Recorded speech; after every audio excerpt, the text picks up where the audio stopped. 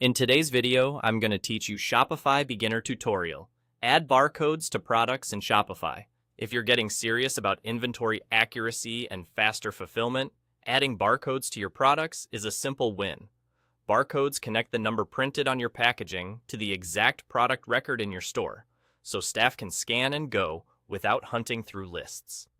This creates a clean link between what's on the shelf and what shows in Shopify, which is key for speed and accuracy. Start in your Shopify admin by opening your products list. Then select the product you want to update.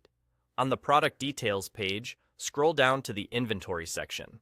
This is where Shopify keeps essentials like quantity, SKU, and the barcode field, which may be labeled barcode with a note like ISBN, UPC, or GTIN. You're not generating a new code here. You're recording the one that already exists on the product. If the item has variants, such as different sizes or colors, each variant needs its own unique barcode. Click into the specific variant you're editing, then find the same barcode field on that variant's details. Keeping variant barcodes unique is what lets a scan distinguish a small blue shirt from a medium black one during picking and packing, which prevents mix-ups and returns. Now enter the barcode exactly as it appears on the product's physical packaging. For most retail products, that will be a UPC or EN number. Type carefully and include any leading zeros, since leaving those out can prevent a correct match. It helps to double-check the digits before you move on to the next item. These numbers are part of the global GTIN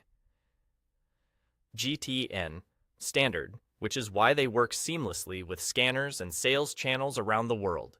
When you're done, click Save.